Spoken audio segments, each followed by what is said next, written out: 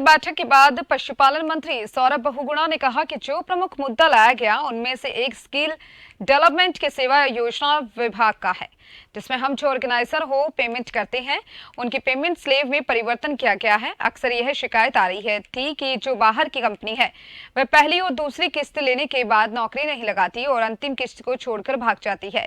पहले 3 किस्त के हिसाब से पेमेंट किया जाता था, यानी कि पहली किस्त 30%, दूसरी भी 30% और तीसरी 40%, लेकिन अब 4 किस्त में पेमेंट की जाएगी, यानी पहली किस्त 15, दूसरी भी 15, तीसरी किस्त यानी जब नौकरी लग जाएगी तब 40 और उसके बाद जितनी नौकरियां लगेंगी उस हिसाब से उन्हें परसेंटेज भी दे दिया जाएगा।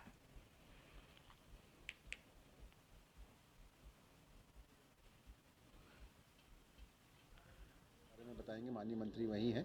तो प्रमुख जो हम मुद्दे लेके आए थे कैबिनेट में, एक स्किल डेवलपमेंट का था, सेवा योजना विभाग का, जिसमें हमने जो पेमेंट प्लान है स्किल डेवलपमेंट, जो हम ट्रेनिंग देते हैं, जो हम अपने टीपीज़ को और अपने ऑर्गेनाइजर्स को हम पेमेंट करते हैं, उनके स्लैब में हमने कुछ चेंजेस किए हैं। बहुत बार उत्तराखंड में ये शिकायत आई जब मैंने मंत्रालय संभाला कि जो बाहर की कंपनीज़ हैं वो पहले किस्त और दूसरी किस्त लेने के बाद वो भाग जाते हैं, लोगों को नौकरी नहीं लगाते और आखिरी किस्त छोड़ के भाग जाते हैं। तो हमने उन स्लैब में चेंजेस किए। पहले हम 3 स्लैबों में पैसा देते थे, 30% पहले देते थे, फिर 30% देते थे, फिर 40% का पैसा देते थे।